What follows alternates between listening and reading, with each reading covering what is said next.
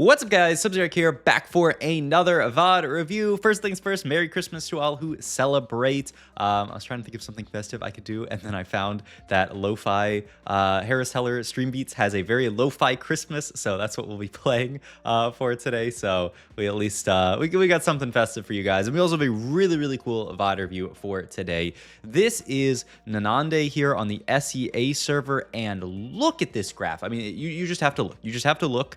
And it tells the entire story. This is a 32 game top 4 streak from about 1100 LP straight up to 1800 LP. That's like almost 700 LP streak of not dropping a single game. Sadly, I should have done this VOD review yesterday because he did finally drop a game 15 hours ago. It took an 8th where it just seemed like the game was completely unplayable. And, you know, it happens in TFT. And that's why it's so crazy to see this consistency. 32 game top 4 streak. And the other cool thing is that he does stream on YouTube. So you guys can come here and check out his stream here. He checked out Ionia so quickly. I don't think Ionia is relevant this game, so I don't have to worry about it. I would go check it again, but like it's too much work to check. He checked that thing so fast. So yeah, we are going to watch one of his VODs. I'll have the link to his channel in the description down below, so you guys can go check him out. But I mean, this level of consistency is crazy. I took a peek at his match history and, you know, a lot of what he was playing. And, you know, some of it is this kind of stuff that we've, you know, been seeing a lot of over the past few days. You know, it's this Fast 9 Noxus stuff that we've, he loves to play that. Fast 9 Noxus, Fast 9 like Unara stuff as, you know, maybe an item holder for Kindred if you don't get there. Also, you know, did play a little bit of the T-Hex today. Also, I will say, just a first point that I think is so real. Lulu 2 and Chop, we don't buy it. I think people, since the nerfs to Yordles, have soured so hard on Yordles to the point where we're not even going to hold a Lulu 2 in our first shop here, which just goes to show how much people don't like Yordles these days. Also, sorry that the quality's a little bit lower. I think it's just his stream quality comes through a little bit lower here. It's TFT, so as long as we can see everything, it's fine here. And we do start off with a Caitlyn pair start here, which I think would make a lot of people interested to go down to this Piltover path, but we'll see here. Iron Assets, Crafting plus C Bow. Only 3-component opener, so I don't think Crafting is that takeable in a spot like these. I do tend to really like Iron Assets in a spot like these. When you do have just an odd number of components, allowing you to complete an item is really nice. That being said, it's even better when, you know, you can streak from this spot, which I don't know that we really can. He does actually look pretty hard at Crafting here. Interesting. I tend to rate this one pretty lowly from an opener like this, but I mean... And he does actually, wow, he rolls that as well. So, I mean, it was never going to be Survivor. So I guess he's at this point looking at backup bows here, and then also rolls into Area Axiom here. But I mean, already this augment roll is pretty interesting to me.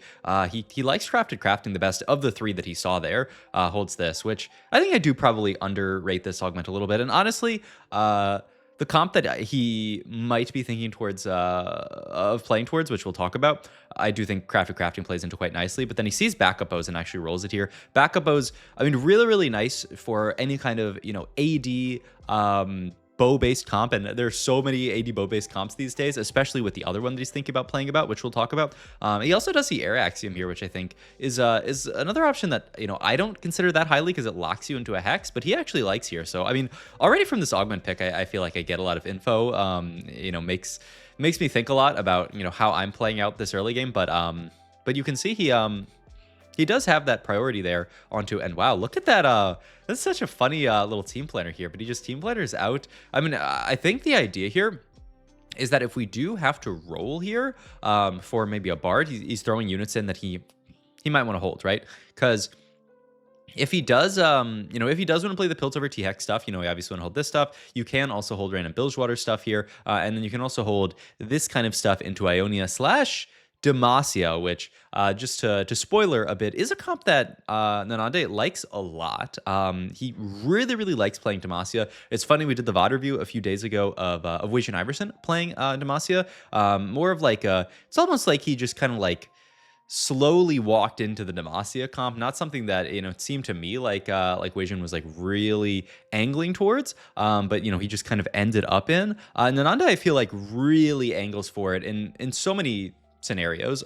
Really likes playing the Vayne Reroll version, which you've talked about before, but he also likes playing the more tempo style version that Weijin played, but a little bit different. We'll talk about what he does this game, which is really interesting and cool when he plays into the comp. Is very, very different from the game that Weijin Iverson played.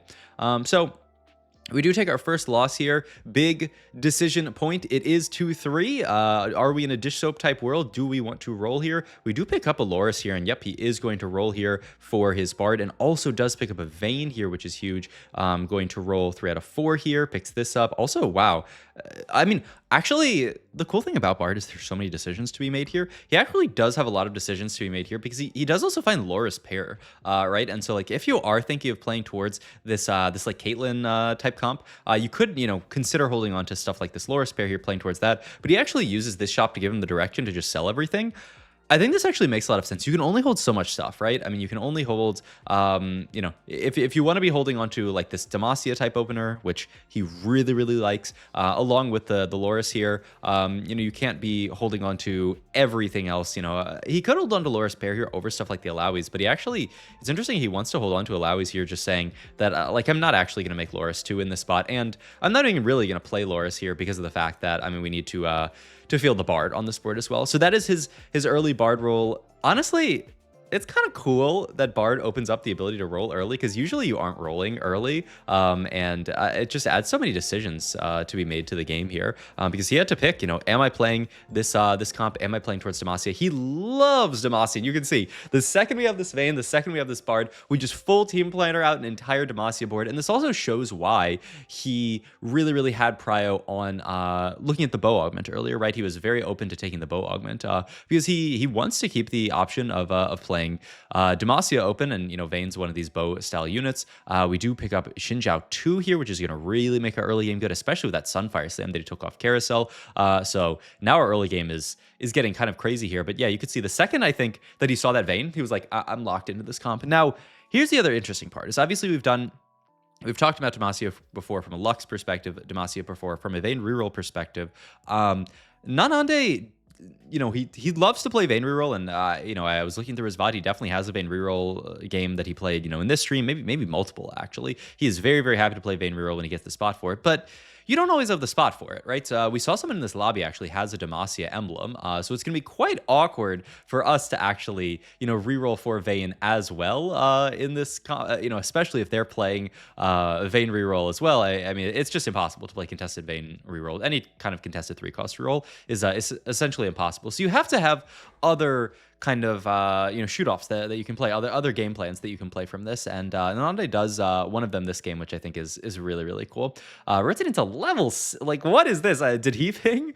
Either that guy pinged or he pinged, because like, what are we fighting here? Level 6, 20 gold, just off the silver spoon. That's kind of insanity, but okay. We do now get our 4 Demacia in on this board, just the precursor to very likely a 5 Demacia on level up, which is just gonna make our board a lot stronger. The only awkward thing is we have no extra traits on this board. Obviously, we if we're just 5 Demacia, it's 5 Demacia plus Bard, which is a ton of econ.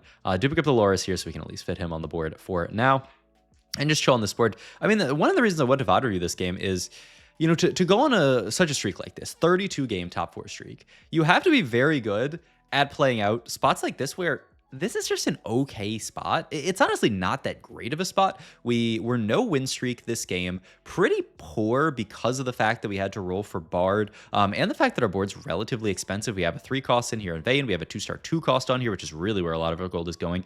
And we have no econ augment. We weren't really offered an econ augment. And so this is one of those spots where it's just like, it's just kind of there's nothing about this spot that I think makes it easy to play when you have no gold, no win streak, and no like broken line to go towards, which I do think he probably thinks that Demacia is a broken line, which we'll see the combat strength of it later, but it's just kind of an okay spot, which I thought made it a good one to review. Magic Roll, Seraphim Staff, Earth's Gambit. I don't think it's Seraphim Staff. Herb's Gambit, I don't think you even really, need to be going for Demacia Spat in this comp, just because of the fact that you can easily play 7 once you reach Galio. So I don't think you need either of these. And Magic Roll actually, I think, has good odds of kind of bringing us back here. Can, can grant you some upgraded units. Yeah, I mean, this is honestly the perfect one for our spot here. It's just a bunch of gold, and that's what we need here is a bunch of gold to play around with here. Opt to level up here, and he's actually going to play this version of the board. Yeah, we'll see. Actually, does he want to? Yeah, he'll play this. I think this is stronger. I think this is stronger than 5 Demacia. I feel like, I mean, this set especially, they've taken a lot of power out of verticals. It used to be if you could ever play like a 5 trait, you would always play it just because there's so much strength in it, but not so much this set. And I feel like it's been falling off more and more as we've gotten further in. Into TFT sets. A board like this, you're just gonna get so much more combat strength from adding Long Shot and Warden than from going to 3 to 5 Demacia. I mean, 3 to 5 Demacia, it's a little bit of a jump in the Armor Namar, but really not that big of a difference. So yeah. Draven player, yeah, this guy, oh my god, a couple of Defender spats, that's great. Actually, is that the guy I saw earlier that I thought was Demacia? I mean, Demacia and Defender look way too similar. I was watching, it was one of the games at Paris, actually. It was like really, really far off, and I was looking at YY1's board, and I thought he had 2 Demacia spats, but he actually had a Demacia and a Defender spat. I think this is the guy I was seeing, but this guy is also still locked in. I mean, obviously, Demacia and Defender play nicely together, and so he has the Vayne already, he has the IE made, so yeah, looking at this spot, it's just gonna be quite awkward for us to reroll Vayne, right? Nanande, I think, is realizing this, right? There's just like no way we're going to be able to reroll Vayne with another player in this lobby who's playing around the Vayne for now.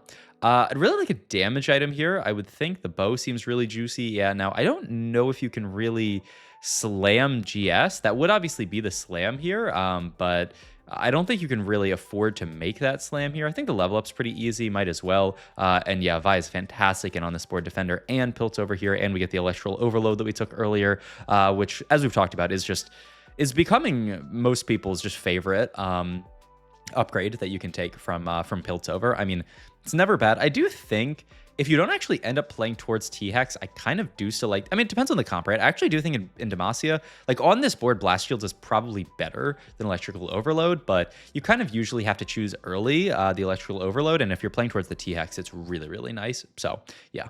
All right, pick up Teemo here and a Nautilus. We just portaled in that Nautilus after the win. I mean, this just goes to show, this is low value out of Bard, right? Because we're winning. Ideally, you want to be losing with Bard to get, the max amount of value from him. And still, you win a fight, you get +3 gold. I mean, that's crazy. And obviously, it's not +3 every fight, but when you're losing, you're getting, 4 gold, 6 gold from all the rerolls that you're getting. It's madness. But yeah, I mean, you can see why Nanande likes this comp a lot. We found 1 upgrade, and we're just win streaking from here. The Vayne is just doing monstrous work on this board. The Shinjiaotsu is an insane tank with these items here. Yeah, 3.6k damage out of a Vayne with no items. She just has a sword on her, as you can see why he likes this comp so much. Do pick up a Swain here, who tends to be a really nice +1 on this board. Yeah, he's even going to throw Swain into the team planner here. And yeah, we have to... At this point, kind of have to figure out like what we're gonna do econ wise in this spot here, because we're in an okay spot. Actually, wow, that's a crazy. He just open slammed the Gunblade here with the idea of playing towards. Honestly, here, let me pull up the stats. Yeah, so this is actually really, really smart and makes perfect sense looking at Vayne itemization stats. And you could even throw in 7 Demacia here to probably, filter this even more towards Demacia. And yeah, I think it makes it even more representative. Check this out, right? Gwyn's Rageblade actually has a very, very high positive delta.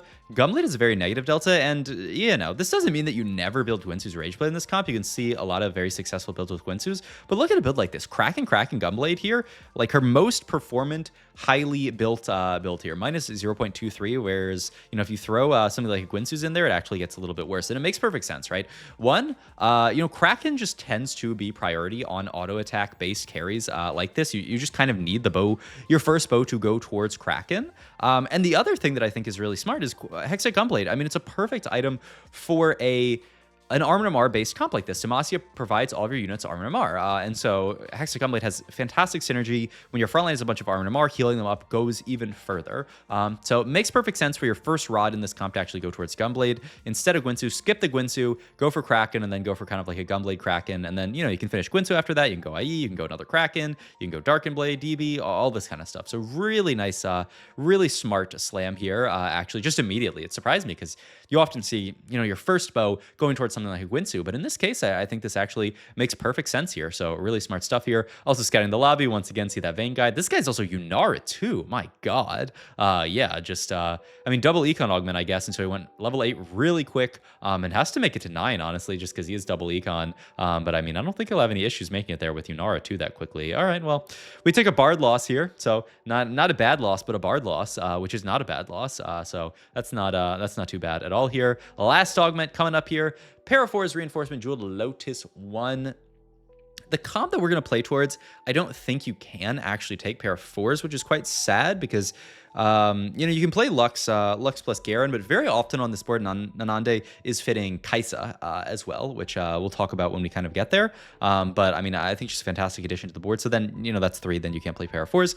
Reinforcement, I think, is quite interesting. It does help our slightly broke spot here. It's the kind of consistent play for top 4 play here. Just grab your 2-star 4 costs and then grab some upgrades and stabilize. And then Jewel Lotus is like the higher cap, play for win out type stuff. We don't have that many damage items made at this point, so I think it's just pretty solid here. But yeah, he rolls it first actually, and yeah, is looking right at the reinforcement here and grabs it here. I mean, I think this just goes to show, and boom, Garen 2 here, huge. I guess also reinforcement should be really nice in this comp the more that I think about it, because of the value of hitting these upgrades, right? Reinforcement allows us to fit this Galio in on this round here. Also, this is actually a really big decision point as well for Nanande here. We have the Barden and we have the Ornn here. You could field either one, or I mean, you could also field the Swain here. Actually, there's 3 different fields that you could make here. You could field the Bard here and get, for every loss, 3 rerolls, start really going crazy with how many rerolls you're actually getting.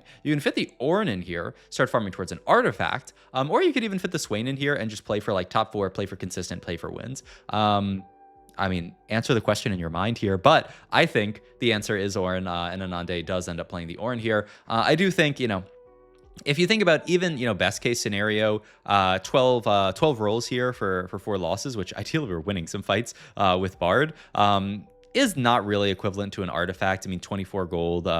Yeah, I mean, an artifact is just better than that. And if you win fights, I mean, it's way better here. Now he unlocks the Galio here, so then we can just now field the Swain as well to make our board stronger, and actually spends the dupe on the Swain as well here. Just once again, I mean, I think this is actually a perfect example of how Nanande has such a good top 4 rate, how he manages to top 4 every game, is just stuff like this. Take reinforcement, use the dupe on your Swain, and just play very, very consistent. Roll down really deep on 4-2 here. Hit all your upgrades, and that's what Demacia plays for, right? You want to hit all of your upgrades early, on stage 4, so that you can unlock your Galio and make your board just, I mean, the jump from Galio to no Galio, I mean, it's a fawn that you get onto your board. You get to field an entire extra unit, which is just huge. So makes sense. And so I feel like this comp probably, well, I don't know if he's melded his playstyle to suit the comp or if the comp suits his playstyle. Either way, I think it makes perfect sense. Opposite take Bow off Carousel as well. I think this is a very smart take. Obviously, it's not going to be the red buff slam. We have Sunfire already, but we're looking at double bow items coming out here. Kraken is the dream. He is also, whoa, he ever Titans there. I do not know what Titans Resolve Slam would be here. But I mean, it would be kind of woke, I guess, if he makes it here. Wow, he does make it. Slams the Titans Resolve onto Vayne. I mean, it's a Vayne item. It makes her CC immune, which is definitely, not bad at a late point in these fights. Honestly, I don't hate it. And it turns this chain, which was a damage component, into a tank component, which is actually really, really nice for us. We kind of had too many tank components with that extra chain vest here. And yeah, he's pulling up the Titans Resolve stats, though. This, to be fair, Nanande, this does have a sample size of 12. But I mean, a lot of the Titans builds actually don't look that bad. Once again, horribly low sample size, so I don't know if you can really take too much from the data. But I mean, in the 12 games that it's been played, it averages under a 4. So, all right, Nanande going for the deep cut stats here. The Titans Resolve Slam. Wow.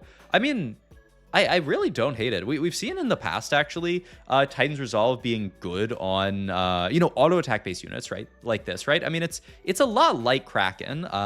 It's obviously different, and he's pulling up Yunara Titans Resolve stats as well. That Radiant Titans actually has very good stats, though. This is obviously, really, really crazy. Once again, 11 sample size here, but it actually looks fine. I mean, the CC immunity later in the fight is the really big thing once you're fighting a lot of these, you know, once you have it stacked up, it kind of makes your Vayne a beast. And you know, they did take the Ooh, okay, here's our artifact, by the way. They did take a lot of the defensive stats out of Titan's Resolve. You're still using a chain vest, so it still gives you some armor. But you know, it's not giving you that armor and MR at the end. It's giving you that damage and CC immunity. So it actually, like, there's no reason it has to be a frontline item. The reason people build it on frontline is because obviously it's easier to stack Titans on a frontliner than a backliner. All right, last item here. He was, I imagine, still really looking for that Krakens, but I think we're gonna have to end up making probably a Gwinsu's here. And then this extra chain vest. I mean, if you're a true Titans believer, you go Titans here. Okay, not really. That sounds horrible. But it would at least allow you to build some extra stuff. I mean, I guess we're going for Gwinsu's and then some kind of Galio item here. Something like a Steadfast Heart or something like that. Titan's Galley I don't think is that good. You could even just make like Crown Guard onto maybe Crown Guard onto Swain is your best bet here. Crown Guard Swain, I could see. It's kind of awkward to have the item kind of stranded there, though. Gonna make the Gwinsu's Rage Plate here, and then at last second takes Glove here. Oh, okay, so we're gonna move Sunfire over here and just go triple tank item Garen. Actually, yeah, this is actually really, really smart here. Triple tank item Garen, and then the Sunfire moves to the off tank. You'll often see this, right? A Sunfire on an off tank here, because Garen can kind of protect the Swain here with, you know, his real tank items, and the Swain can still get, you know, good value proc the Sunfire. Oh, Swain was about, oh wait, he did cast there. I don't know how he, that was so weird. I thought he died before casting. We get a really close loss there. Once again, tempo Timmy here going to level straight to 9. Picks up a Shyvana to play here. Does have Kaisa paired here as well. Gonna roll here. Whoa, whoa, what are we doing? What are we doing? Whoa, whoa, whoa. Fielding 2 Kaisas here?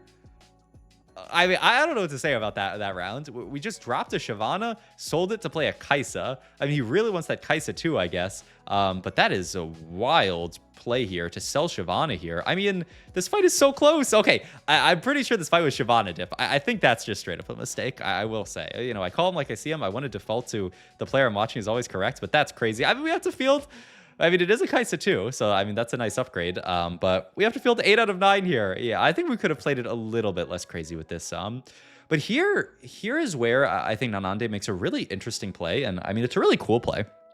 We move our items over to Kaisa. This is now a Kaisa primary carry in 7 Demacia in this comp here. And he even throws Kog'Maw into Planar with the idea of, if I can find Kog'Maw and get Void in, like I can actually, I mean, he's also, he's Arcanist on this board. He's everything. You know, he's obviously a great addition to this board here. So yeah, we're going to play around the Kaisa. I mean, one... makes sense, right? Static Shiv, fantastic. Best, you know, spot for the Static Shiv is onto Kaisa. The Gwinsu's Rage Blade, obviously really, really nice onto the Kaisa as well. Takes Archangel here, actually, because he's saying we need more damage items. We're kind of done on tank items. Not sure if that's going to move to Kaisa somehow, and then, like, Gunblade's going to move down to Vayne, or if that's going to go into... I guess it is Archangel's Kaisa move Gunblade to Vayne, I guess here. No, it is. Okay, it is going to unlock. A little bit of awkward item distribution, right? One item here. But hey, I mean, we have a lot of good items at least, and he does also... He finds the Taric to play on the board as the +1 here. Just, I mean, you know, great random +1, especially when rotating to this guy who is playing Annie here, who has a very, very scary board, by the way. Annie 2, Zillion 2 on that board. We're looking around here just saying, okay, we're level 9 here, but we know we're not going to beat this Annie board, right? We are praying that Big Timmy takes a loss here, or this other player actually takes a big loss here. Drop down to 9 HP. There's Fiddle here, who, yeah, he does, looks like, yep, over the this guy. Yeah, just very smart. Scout the matchups, right? Do we need MR from Tark in these matchups? Probably not, especially versus this guy. So we might as well just play this here. All right, let's see. We do fight Clone, which is good. He is aggressively scouted to try to just pray for that top 4, because this board that we're fighting is very strong as well here. You can see the Kaisa doing great work. We are a bit outcapped, but I still think, you know, this board against a bunch of 2-star 5 class really punching above its weight class, right? Making these fights close. And yeah, Big Timmy takes a loss here, and it is a top 4 once again. You know, this game continuing that top 4 streak. So I don't know. I just thought this was a really cool game, showing you know, playing around 7 Demacia, playing around the Vayne, playing around really cool slams in the Titans Resolve slam. I think that's a crazy slam, but it ended up making a lot of sense here. And he managed to farm the top 4. So hope you guys enjoyed this video. If you did, please like, comment, and subscribe. Merry Christmas to all. As a Christmas miracle. I don't know why I'm saying this, actually. I'm not giving you these guys. I have a box of Riftbound. What should I do with this box of Riftbound? I am gonna make it a sub goal on Twitch to open packs of Riftbound. So I don't know, if somebody sends me like a super chat, maybe I'll open a box of or a pack of Riftbound on the next, you know, like I gotta I gotta you gotta incentivize people on Christmas. So Merry Christmas to you. And I will see you guys in the next video. Thanks for watching as always.